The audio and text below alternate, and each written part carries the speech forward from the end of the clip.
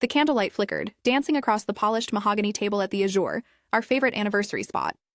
I watched Mark across from me, his eyes crinkling at the corners as he smiled, a familiar warmth spreading through my chest. 10 years. 10 incredible years since we'd first met, and 8 since we'd said our vows on a perfect autumn day.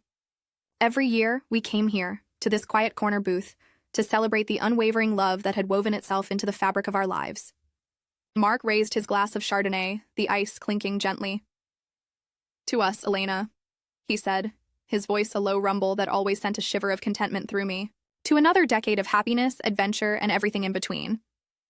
I mirrored his gesture, our glasses meeting with a soft chime. "To us, my love," I replied, my voice thick with emotion. I gazed at him, truly seeing him. The man who was my rock, my confidant, my everything. His dark hair was just starting to show threads of silver at the temples, a distinguished touch that only made him more handsome. His hand reached across the table, covering mine, and I felt the familiar reassurance of his touch. This was it, I thought. This was what a perfect life felt like. The air in the restaurant was rich with the scent of good food and hushed conversations. Soft jazz played in the background, a gentle counterpoint to our shared quiet joy. We talked about our day, our plans for a small getaway next month, and even the ridiculous antics of our neighbor's cat. It was easy, comfortable, and deeply intimate. I loved these moments, the ones where the world outside faded away, leaving just us, suspended in our own private bubble of understanding. Then the restaurant door opened again, letting in a brief gust of cooler air from the early spring evening. Mark's eyes, which had been fixed on mine, flickered. It was a subtle shift, barely there, a quick movement that could have been dismissed as him simply noticing a new arrival. But it wasn't the kind of casual glance someone gives a stranger. It held a flicker of something else, something I couldn't quite place. His smile didn't falter, not overtly, but a tiny tightness appeared around his lips, as if he was holding it in place. My gaze followed his, drawn by that almost imperceptible pull. Standing in the entrance, momentarily framed by the soft glow of the entrance lights, was Sophia. My cousin. She looked vibrant, youthful, her bright red dress a splash of color against the restaurant's muted tones. She was laughing at something her friend said, her head thrown back, a picture of carefree exuberance. Sophia was 25, a decade younger than me, and always full of life. It wasn't unusual to see her out, especially in a popular spot like this. I smiled, a genuine, warm smile. "Oh, look, it's Sophia," I said, turning back to Mark, ready to share the small coincidence. But Mark was already looking at me, his eyes having snapped back to my face with an almost unnatural speed. His hand still rested on mine, but the warmth I'd felt moments before seemed to have chilled ever so slightly. "Oh, really?" he said, his voice a little too light. He didn't turn his head to look at Sophia again, his attention now firmly, perhaps even forcefully, on me. Small world. He squeezed my hand, a gesture that felt less like affection and more like a subtle redirection. I blinked, a tiny thread of confusion weaving through my contentment. It was such a small thing, so fleeting, yet it hung in the air, a whisper of something unsettled. I pushed it aside. It was probably nothing. Mark was just being polite, not wanting to stare. Or maybe he hadn't fully recognized her, though Sophia had visited our home countless times. I chose to believe it was my imagination, a trick of the flickering candlelight. Tonight was special. Tonight was about us. I smiled again, trying to recapture the perfect bubble, but the foreboding, like a faint, dissonant note, lingered just beneath the surface of my joy. Mark and I had built our life brick by brick, not just with effort, but with a deep, abiding joy. We'd met at a friend's barbecue, a casual encounter that blossomed into something profound. He was an architect, methodical and thoughtful, always sketching ideas on napkins, dreaming of structures that soared. I was a librarian, immersed in stories, finding solace and wonder in the quiet order of books. Our differences complemented each other, his grounded practicality balancing my gentle idealism. From our first date, a long walk through Central Park, discussing everything from urban planning to ancient myths, I knew he was the one. We shared dreams, small and large. A little house with a big garden in the suburbs of Connecticut, weekend trips to cozy B&Bs, learning to make pasta from scratch. We spent countless evenings curled on the sofa, reading side by side or talking late into the night about our hopes and fears. Our marriage wasn't a whirlwind romance. It was a steadily burning flame, growing hotter and brighter with each passing year. We had a foundation built on trust, respect, and an unspoken understanding that transcended words. I never doubted his commitment, nor he mine. He was my partner, my best friend, the person who knew me better than anyone else in the world. He was my home. Sophia entered our lives more fully a few years into our marriage. She was my cousin, a bright, bubbly girl from my mother's side of the family.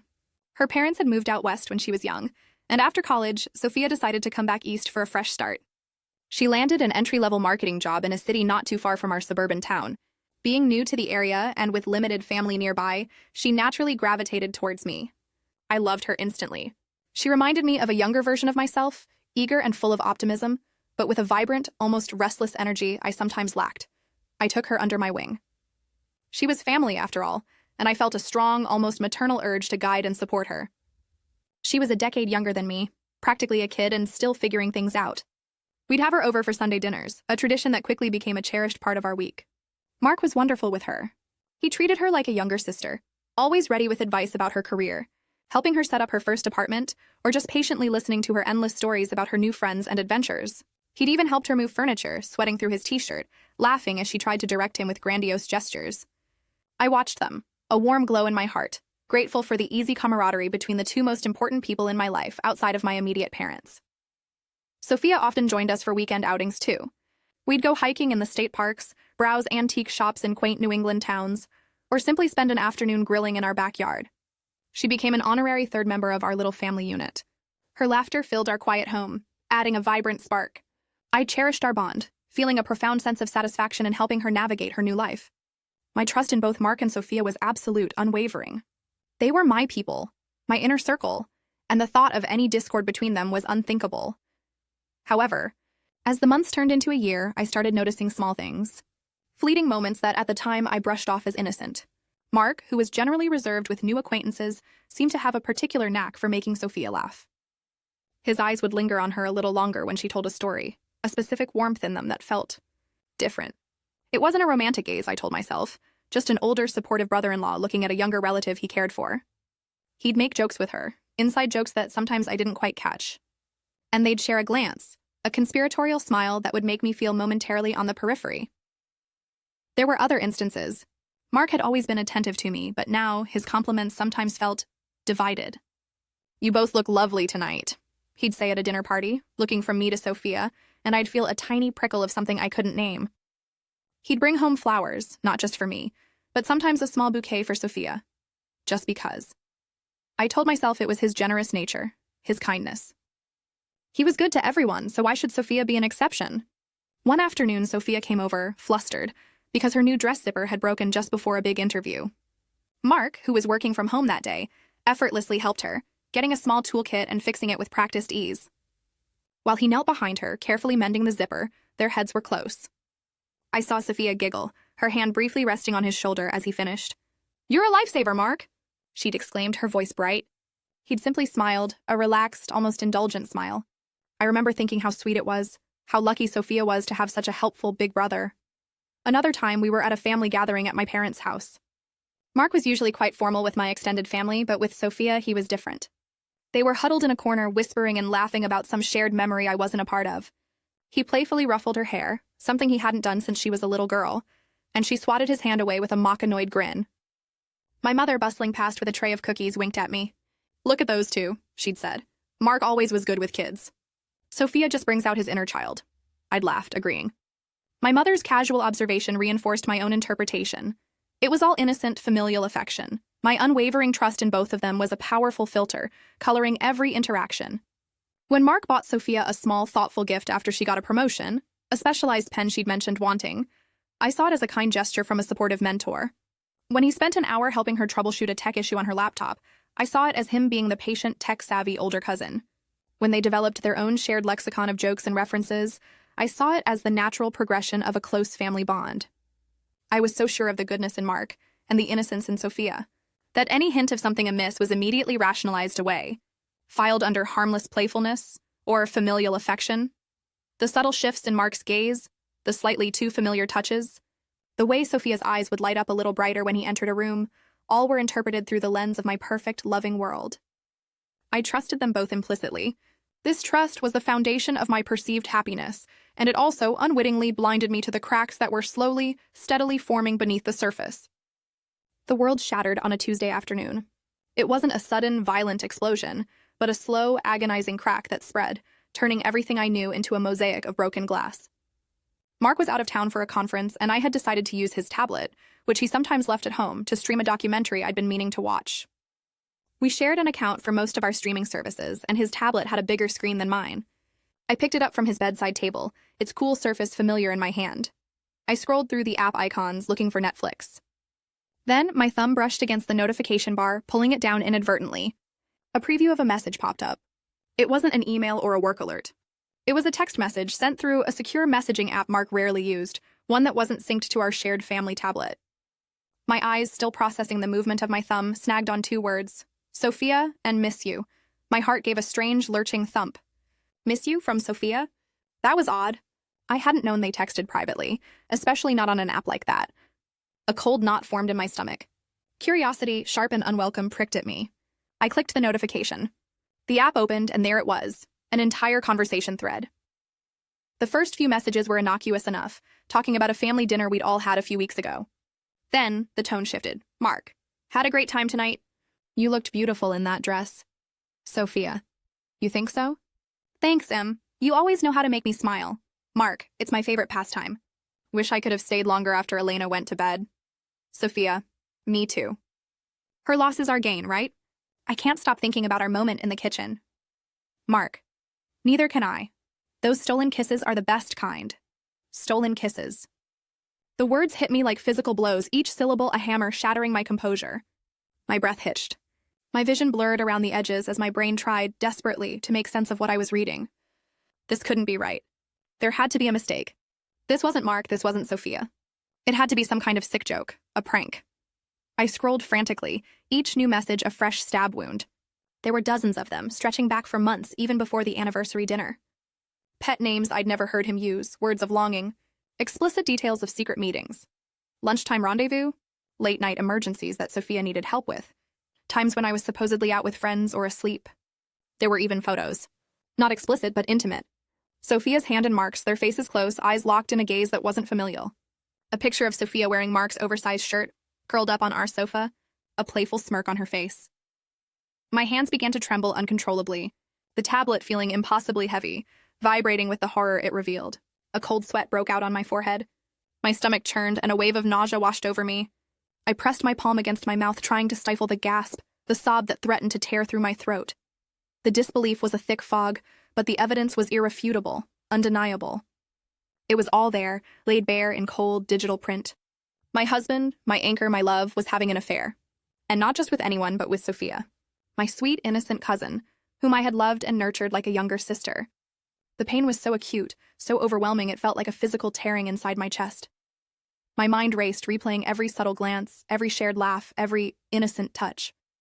The anniversary dinner, Mark's quick glance at Sophia.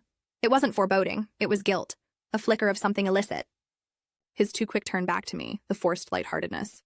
It all clicked into place, a horrifying kaleidoscope of moments suddenly imbued with a sinister meaning. The compliments he'd given us both, the flowers for Sophia, the sibling banter. It was all a carefully constructed lie, a performance designed to keep me blind. I stumbled backward, the tablet falling from my numb fingers to land with a muffled thud on the carpet. My legs gave out, and I sank to the floor, leaning against the cool wall, the breath ragged in my lungs. My beautiful home, the sanctuary I had built with Mark, suddenly felt alien, tainted.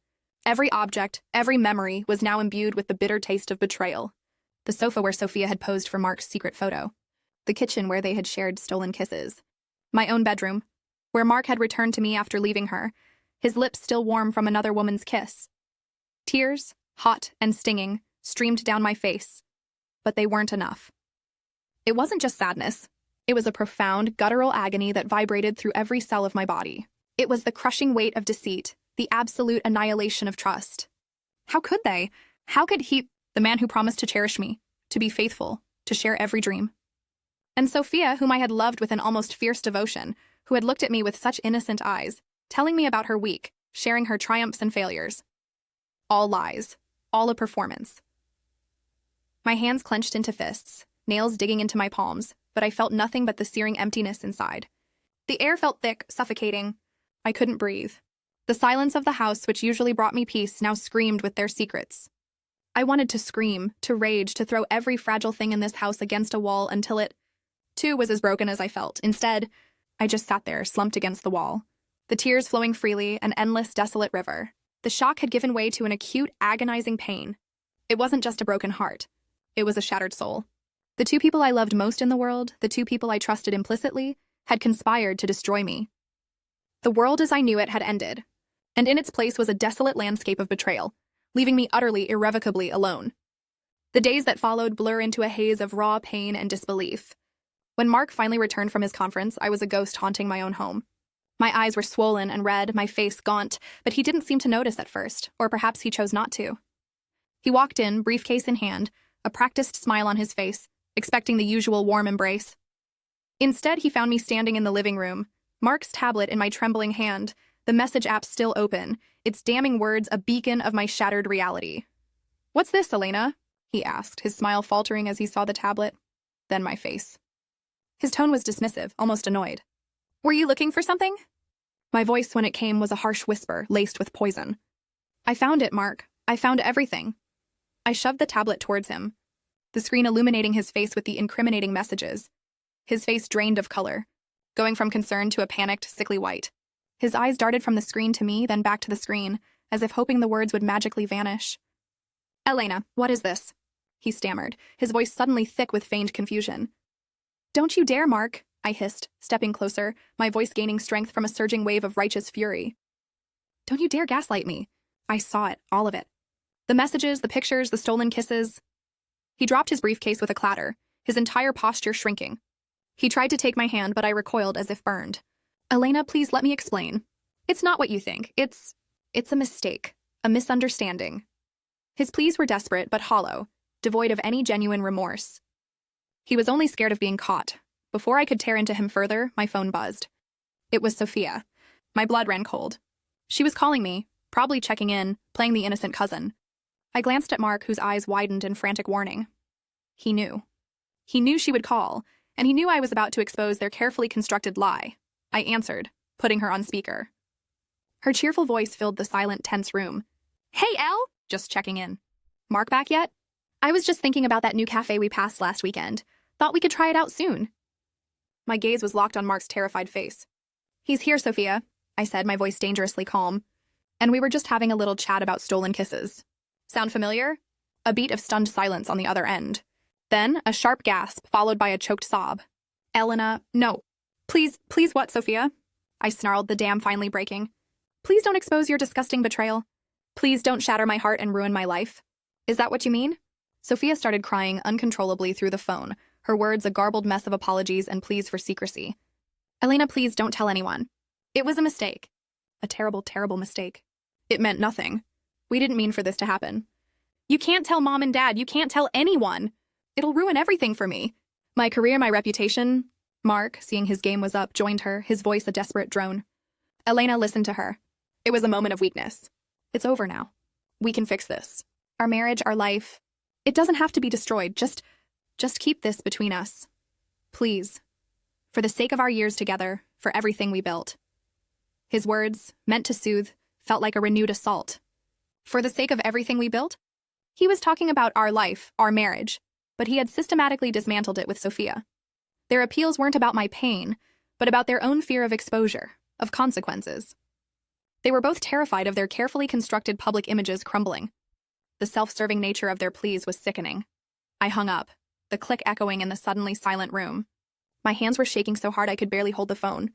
Mark was still babbling, trying to corner me, trying to hug me, but I pushed him away with all my strength. "Get away from me," I choked out, tears finally breaking through my anger. "Get out of my sight. I can't even look at you."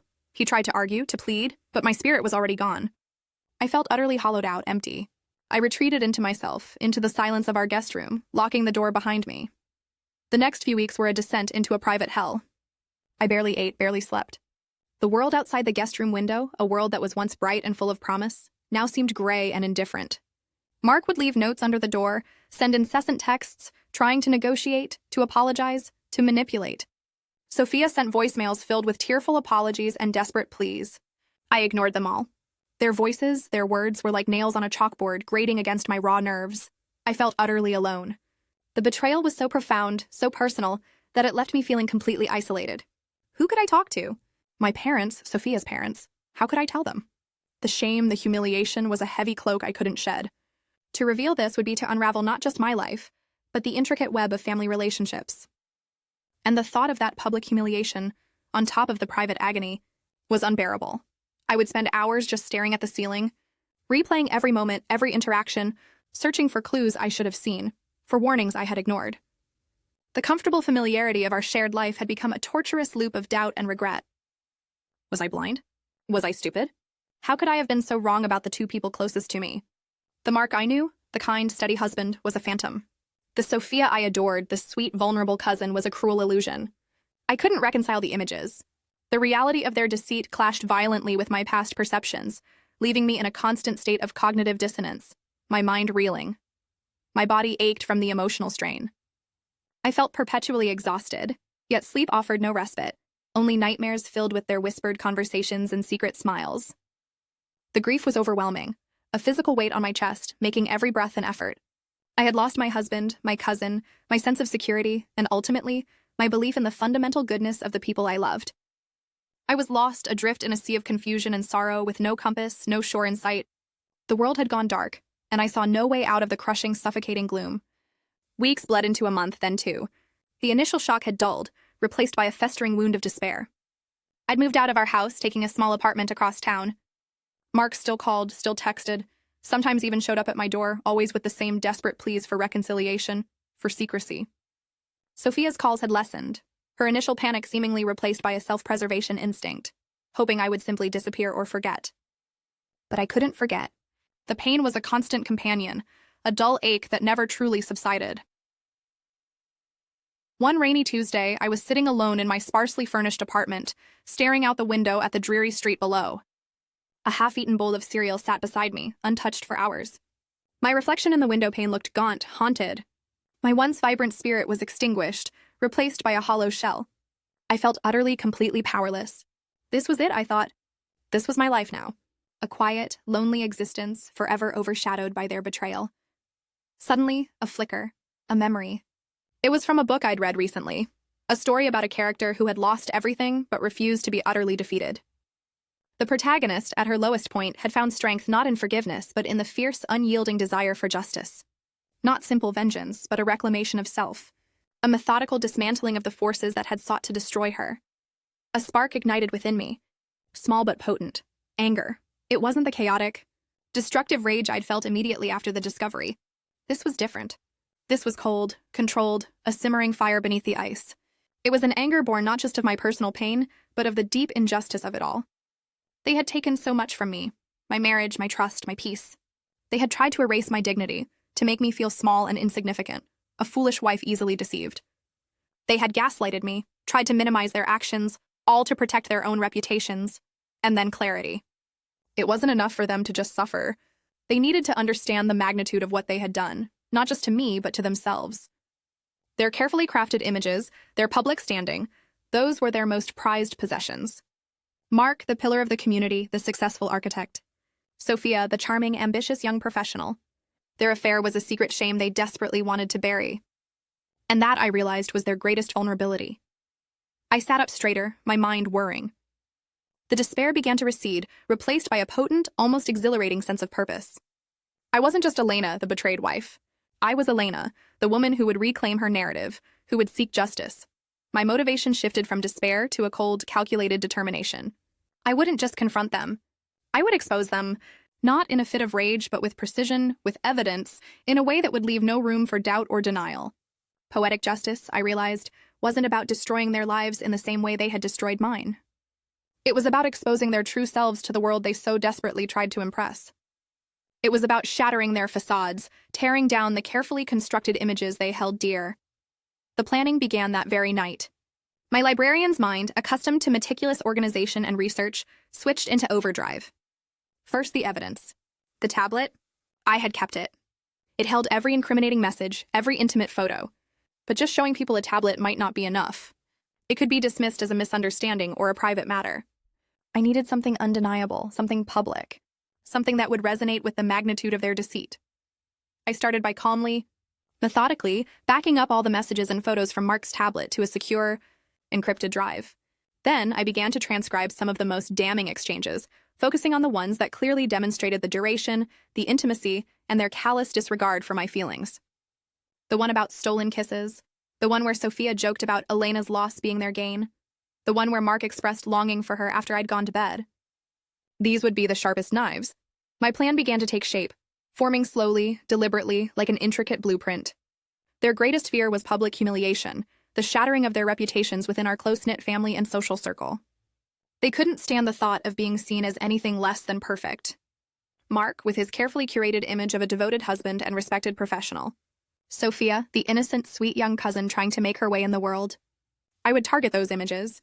The idea of a family gathering solidified in my mind. It was where they had often performed their charade, where Sophia had been the sweet cousin and Mark the doting relative. It was where the betrayal would sting the most, impacting not just them, but the wider family unit they had damaged. My parents, Sophia's parents, my aunt and uncle, other relatives, close friends, they all deserved to know the truth. I thought about how to present the evidence. Just standing up and shouting wasn't my style, nor would it be effective. I needed something undeniable, something that would hit them hard, something that couldn't be dismissed as my emotional reaction. A projected compilation of their communications. Yes. Visual, textual, inescapable. I envisioned a quiet, devastating slideshow, revealing their carefully guarded secrets to a captive audience. I researched how to effectively use a projector, how to create a presentation that was impactful yet understated. I practiced my delivery in front of the mirror, honing my voice, stripping it of emotion, leaving only cold, hard facts. This wasn't about a tearful outburst. It was about calculated revelation. The shift in my emotional state was profound. The constant knot of dread in my stomach began to loosen, replaced by a taut string of anticipation. I started eating again, sleeping better. The revenge wasn't healing the wound, not yet, but it was giving me something to focus on, a path forward, a sense of control I hadn't felt in months. My anger became a powerful fuel, powering my meticulous work. I spent hours at my computer, meticulously arranging the messages, choosing the most devastating photographs, preparing my words. Every detail was crucial. Every decision was made with a chilling clarity. I was no longer the naive, trusting Elena. I was a woman wronged, and I was ready to reclaim my dignity, one calculated step at a time. The cold determination was exhilarating. The air in my parents' spacious living room was thick with the scent of roasted turkey and nervous anticipation. It was Thanksgiving, traditionally the biggest and most important family gathering of the year. My parents, bless their hearts, had been worried about me since the separation from Mark. They'd tried to coax me into talking, but I'd always deflected, saying I needed time. They didn't know the real reason for the split, nor did anyone else. Mark and Sophia were both here, of course, playing their roles, oblivious to the storm I was about to unleash. Mark, ever the charmer, was helping my dad carve the turkey, his laughter ringing a little too loud. Sophia, looking innocent in a cream-colored sweater dress, was chatting animatedly with my aunt, her mother, about her recent promotion. They exchanged subtle glances across the room now and then, quick flashes of complicity that only I, with my new sharpened eyes, could detect. My heart hammered against my ribs, a drumbeat of anticipation and cold resolve. My hands, however, were steady. After dinner, as coffee and dessert were being served, I stood up. A hush fell over the room. Everyone looked at me, a mixture of concern and expectation on their faces. My parents, my aunts and uncles, cousins, even a few close family friends. Mark's eyes met mine, a flicker of apprehension in them, but he quickly masked it with a polite, almost reassuring smile. Sophia, too, offered a small, tentative smile. They still thought they were safe. They thought I would just quietly go away. "Thank you all for coming tonight," I began, my voice clear and steady, devoid of any tremor. I had practiced this moment countless times. It's been a difficult few months for me, as many of you know. Mark and I have separated. A murmur went through the room. My mother reached for my hand, her eyes full of sympathy. Mark shifted uncomfortably. "But," I continued, my gaze sweeping across the room, finally settling on Mark and Sophia, who were now exchanging a bewildered look. "Tonight, I feel it's important to share something with all of you. Something that explains why my marriage ended and why certain relationships in this family must also end." A projector, which I had subtly set up earlier, hummed to life in the corner.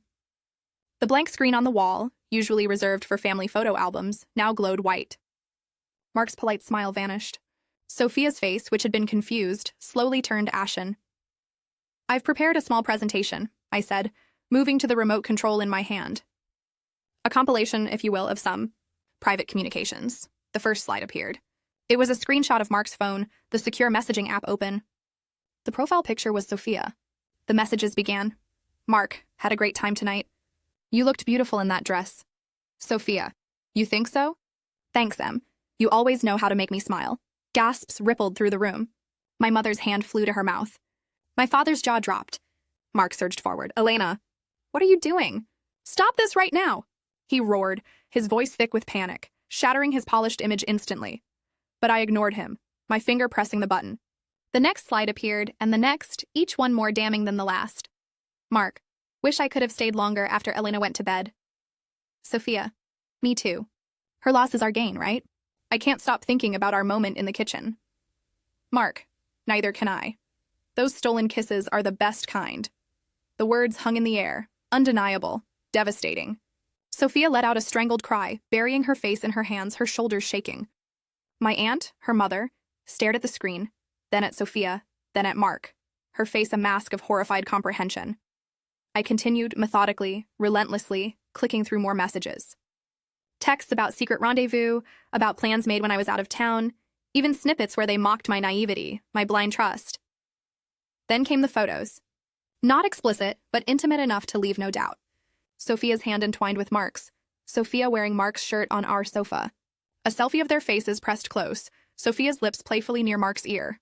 The room erupted. Whispers turned into shocked exclamations. My uncle, Sophia's father, stood up, his face purple with rage. "Sophia, Mark! What in God's name is this?" he bellowed. Mark, completely undone, rushed at the projector, trying to pull the plug, but my father, swift and protective, intercepted him, grabbing his arm. "Don't you dare, Mark!" My dad growled, his voice low and dangerous. Sophia, now openly sobbing, looked up, her eyes red and desperate. "Elena, please, don't do this. You'll ruin me," she pleaded, her voice raw. I looked at her, my heart a cold stone. "You ruined me first, Sophia," I said, my voice cutting through the chaos. "You both did." I displayed the final slide. It was a single quote from one of Mark's messages to Sophia, sent just days before our anniversary dinner. "Elena has no idea. She trusts us implicitly.